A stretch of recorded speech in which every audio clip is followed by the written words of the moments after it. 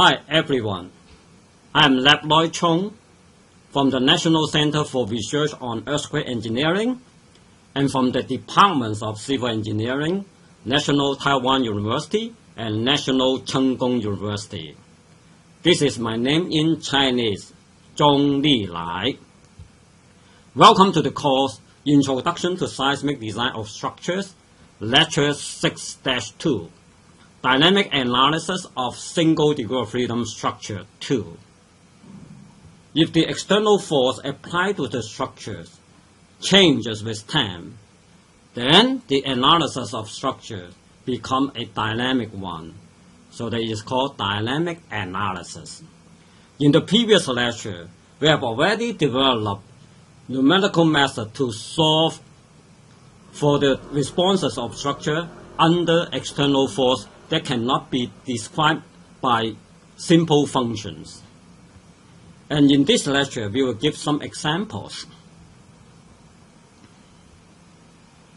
If the external force cannot be described by some simple function, so that we cannot have exact solution, an exact solution in Chinese, 精确解.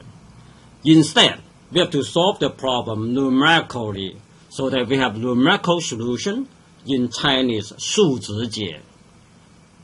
If the force is random, that means that the force is not repeatable, it is irregular. Then under this random force, it's not that easy to solve for the dynamic responses of the structure. So that we would like to introduce numerical method to solve for the dynamic responses of the structure. And these are some terminologies. A single degree of freedom structure can be modeled as a mass spring damper system. M is the mass of the structure, C is the damping coefficient of the structure, and K is the stiffness of the structure, and Ft is the external force applied to the structure, and Xt is the displacement of the structure. By using free body diagram, we can derive the motion equation of the structure by Newton's second law. And this is the second order non-homogeneous differential equation with constant coefficients. And the motion equation of the damped single degree of freedom structure can be considered as equilibrium equation, but it's a dynamic equilibrium. And the force equilibrium equation consists of inertial force, mx double dot, damping force, cx dot, restoring force, kx, and Ft is the external force applied to the structure.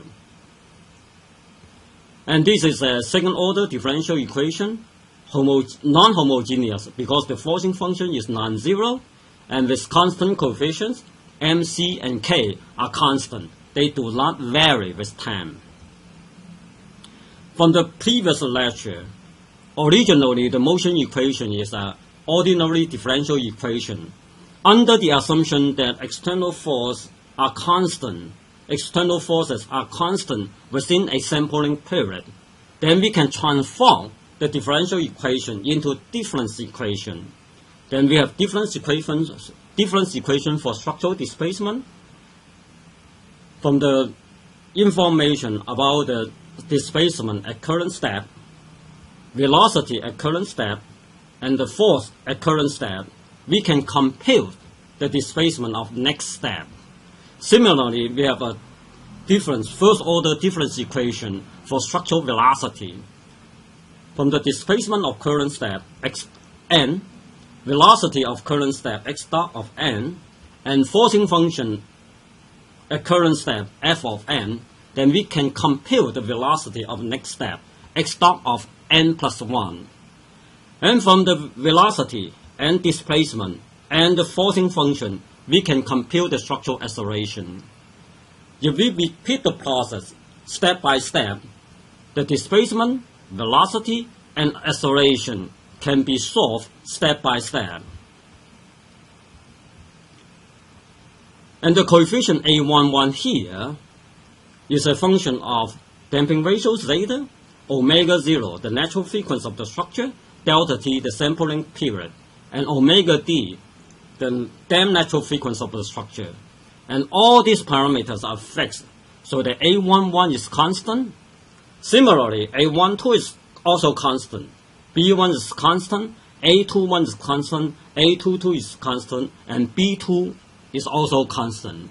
Therefore, the coefficient here, A11, A12, B1, A21, A22, B2, all of them are constants. They do not vary with time. And minus k divided by m, k and m are constant, c and m are constant, 1 and m are constant. Therefore, the displacement, velocity, and acceleration can be solved iteratively, step by step. After completing this process, we can have all the steps of displacement, velocity, and acceleration. Now we take free vibration as an example. mx double dot plus cx dot plus kx equal to 0. Because of non-zero forcing function, and this is a free vibration problem. And x of 0 is the initial displacement, and x dot of 0 is the initial velocity. We have solved the problem in the previous lectures, but we would like to solve the same problem numerically introduced in this lecture.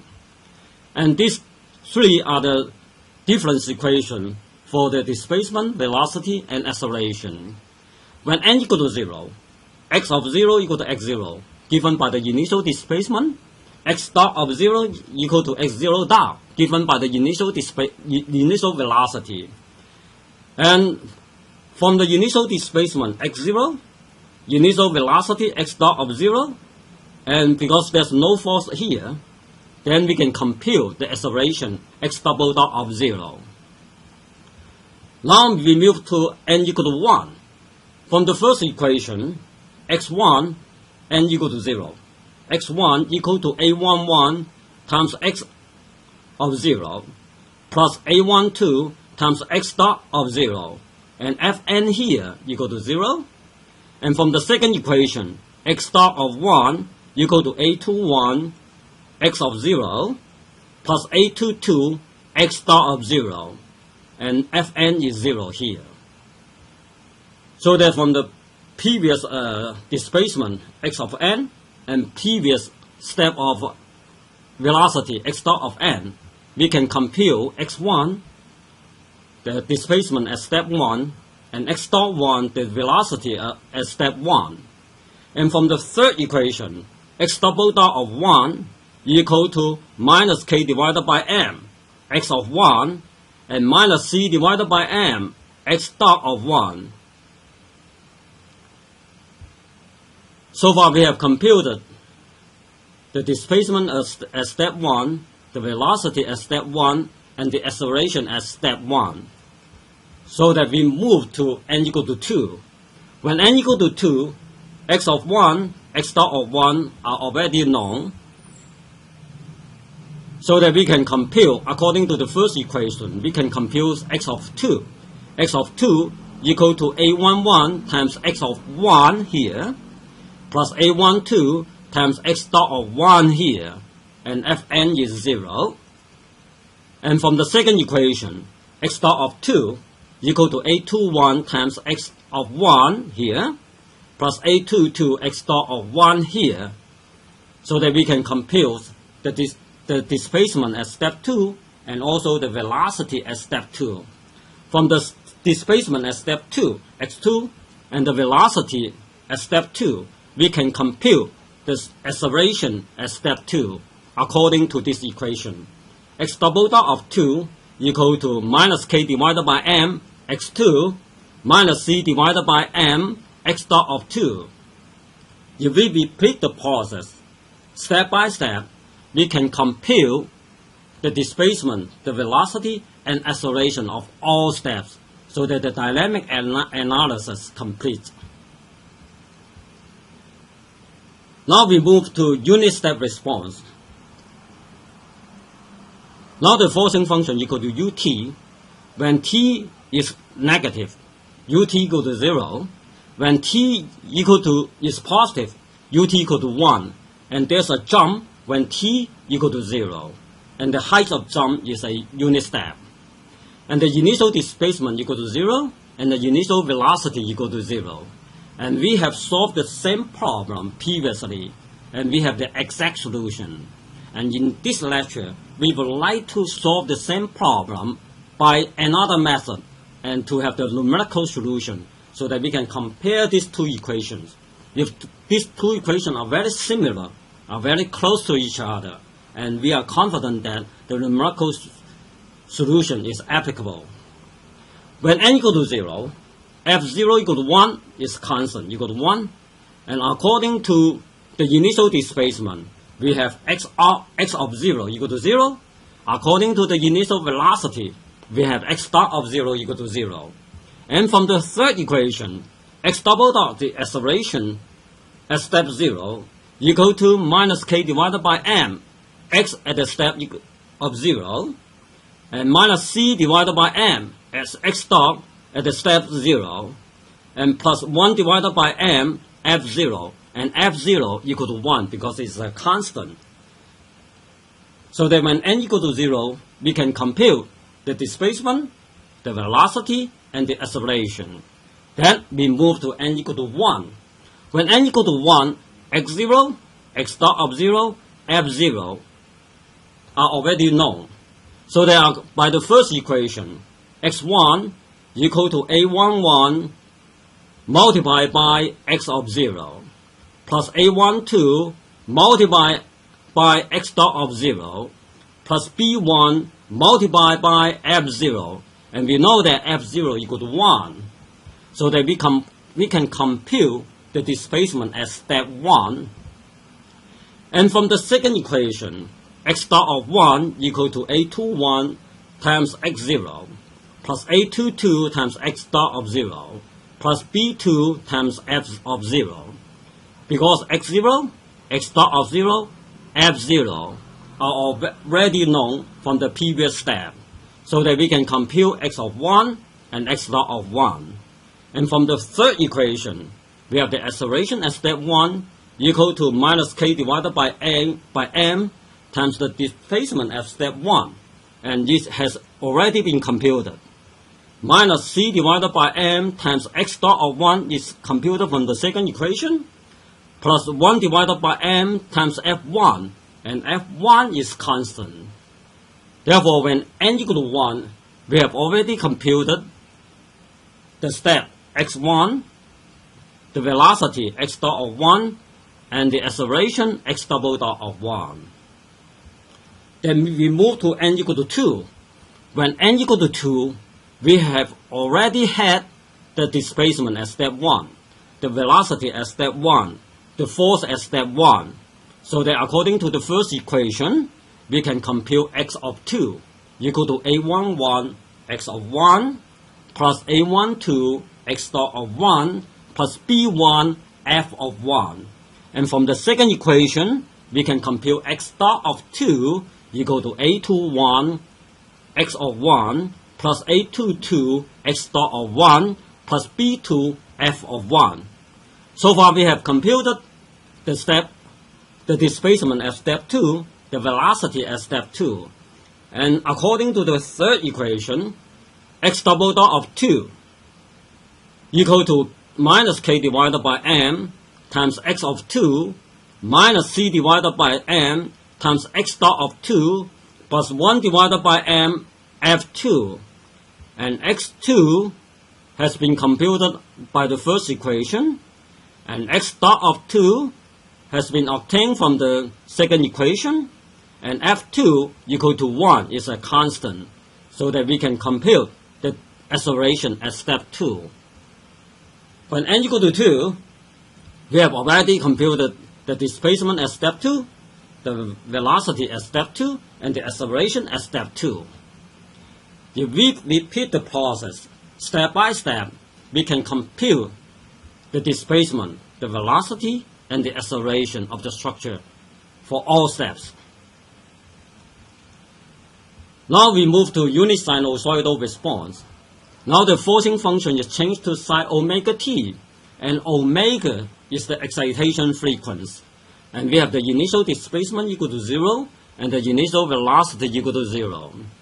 When n equal to 0, f0, just substitute t equal to 0, psi 0 equal to 0.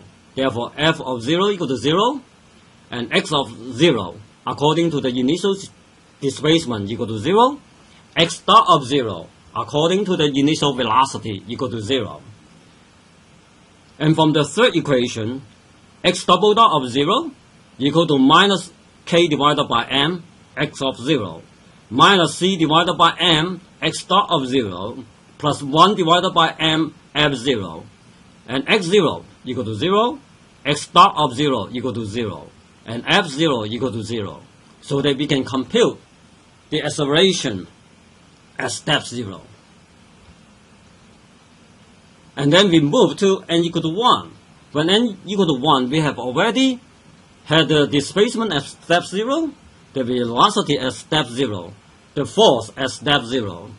Therefore, according to the first equation, x of 1 equal to a11 x of 0 plus a12 x dot of 0 plus b1 f of 0, because x0, x dot of 0, f0 are known from n equal to 0. Therefore, we can compute the displacement at step 1. And from the second equation, x dot of 1 equal to a21 times x of 0 plus a22 times x dot of 0 plus b2 times f0. x0, x dot of 0, and f0 are known from the previous lab, so that we can compute the velocity at step 1. And from the third equation, x double dot of 1 equal to minus k divided by m, x of 1, minus c divided by m, x dot of 1, plus 1 divided by m, f1. And x1 is computed by the first equation. X dot of 1 has been computed by the second equation. And f1 equal to psi omega delta t. Therefore, according to the third equation, we can compute the acceleration at step 1. So far, we have computed the displacement, the velocity, and acceleration at step 1. So that we move to n equal to 2. When n equal to 2, x1, x dot 1, f1 are already known from the previous step.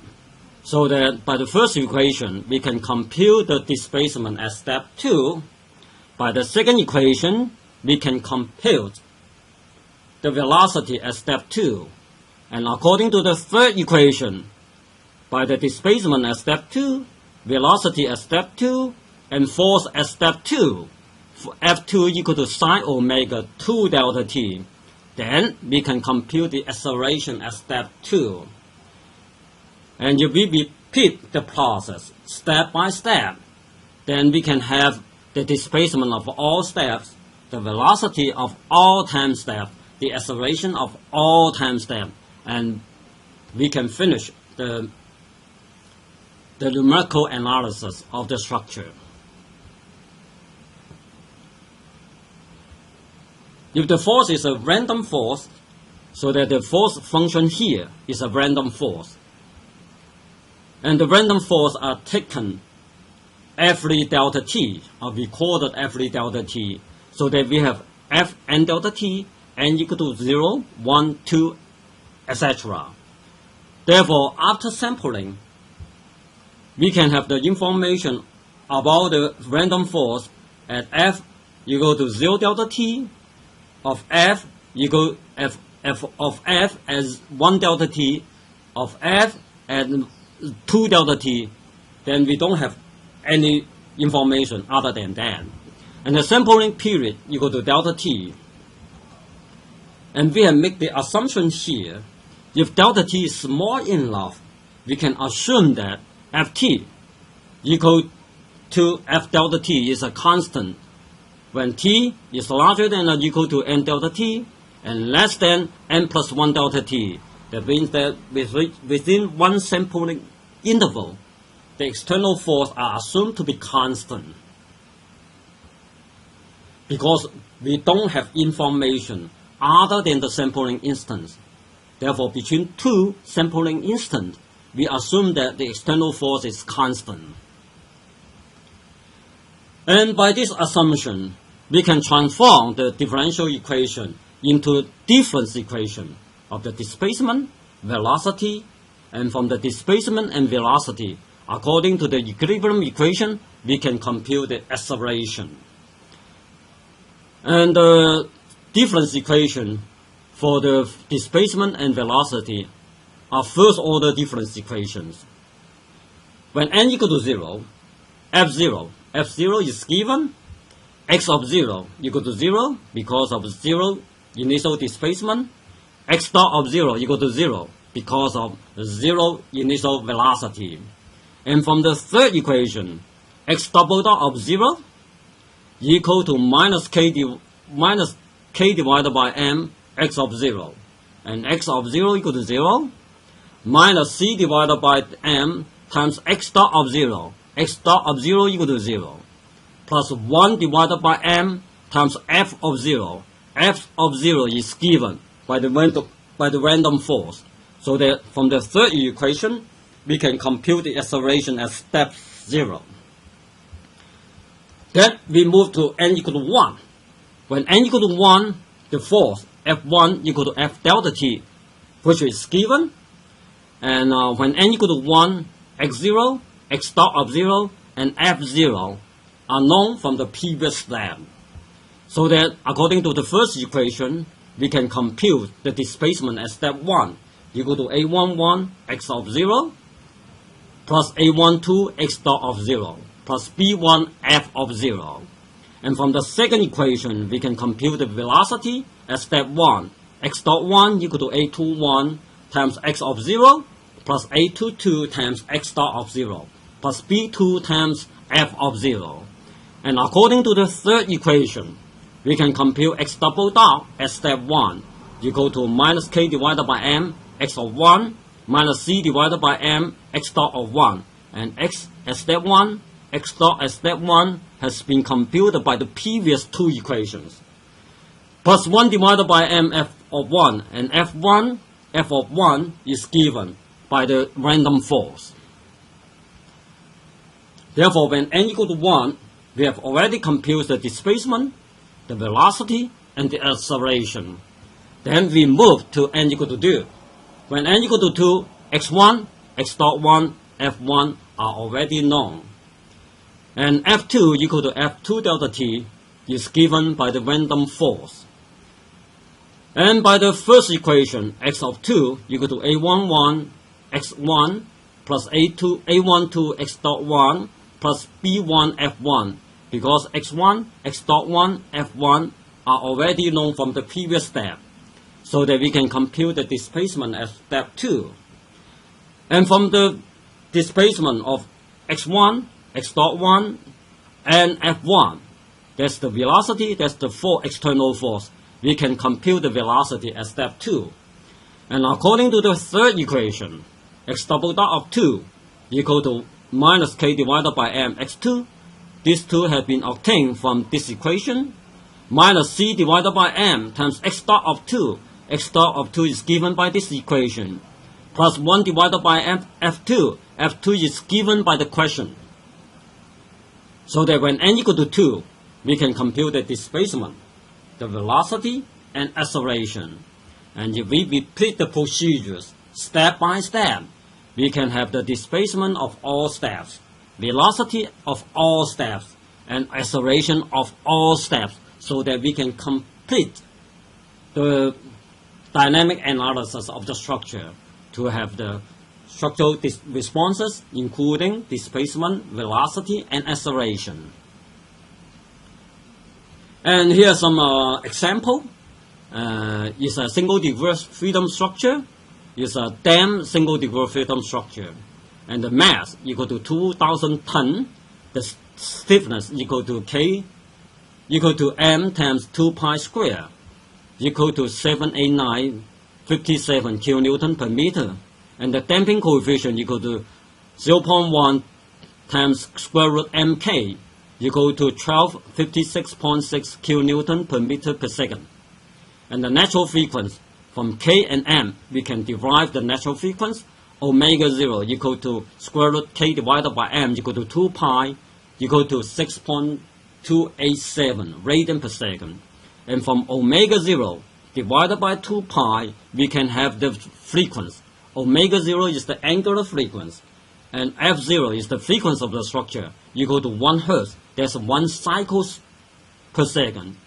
From the reciprocal of the frequency, we can have the natural period of the structure, T0, equal to 1 second. From C, M, and K, we can compute the damping ratio equal to 5%. From omega 0, the natural frequency of the structure, and also the damping ratio of the structure, we can have the damped natural frequency equal to 6.275 radian per second. If it is divided by 2 pi, we can obtain the frequency of the structure is very close to 1 Hertz.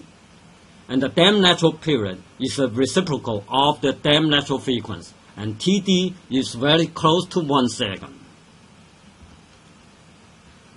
Now we can consider the free vibration first. And the initial displacement equal to 0.1 meter, and the initial velocity equal to 0. And delta T is the sampling period equal to 0.01 second. And we have already solved this problem by the previous lectures, and we have already obtained the exact solution. And in this lecture, we would like to solve the same problem by numerical method developed in this lecture. With the damping ratio zeta, omega 0 natural frequency, and delta T 0.01 second, and omega D the damped natural frequency, then we can compute A11. A11 equal to 0.99803, and is very close to 1, and is constant. And A12 equal to 0.00996, and the unit for A12 is second. And A21 equal to minus 0.39329. The unit for A21 is 1/second. And A22 equal to 0.99177, and is very close to 1, and that's non-dimensional. And if we solve the problem step by step, we can have the displacement of the structure, the velocity of the structure, and the accelerations of the structure. And first, check the initial values. Are they reasonable? Check the vibration period. Is it close to 1? And check the vibration amplitude.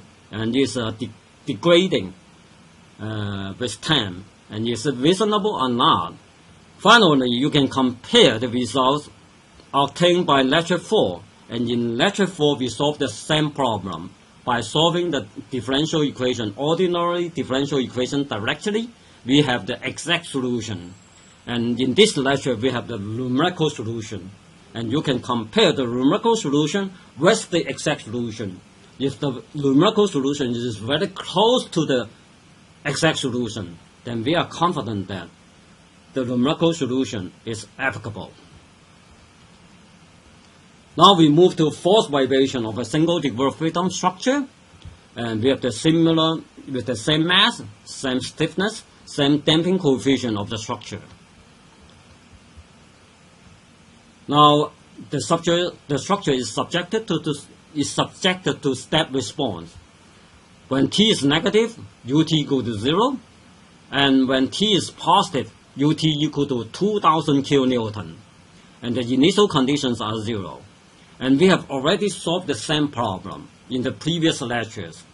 And in the previous lectures, we solved the problem directly from ordinary differential equation, and we obtained the exact solution. And in this lecture, we solved the same problem by numerical method developed in this lecture. And delta T is assigned to be 0.01 second, so that we can compute B1 and B2. And A11, A12, A21, A22 are the same as the previous example. And B1 equal to 0.00 something like that, and the unit is meter per kilonewton. And B2 is something like that, and the unit is meter per second per kilonewton. After repeating the process step by step, we can obtain the displacement, the velocity, and acceleration of all steps, and we plot the structural displacement, structural velocity, and structural acceleration. And first, check the initial values: initial displacement, initial velocity, initial acceleration. Are they the same as we expected? And check the vibration period. Is it very close to 1 second? And check the vibration amplitude. Is it reasonable or not? Finally, we have solved the same problem in lecture 5-2 by solving the ordinary differential equation directly, and we have the exact solution. And in this lecture, we solve the same problem numerically, so that you can compare the numerical solution with the exact solution obtained in lecture 5-2, page 16. If the numerical solution is very close to the exact solution, then we are so confident that the numerical method is applicable.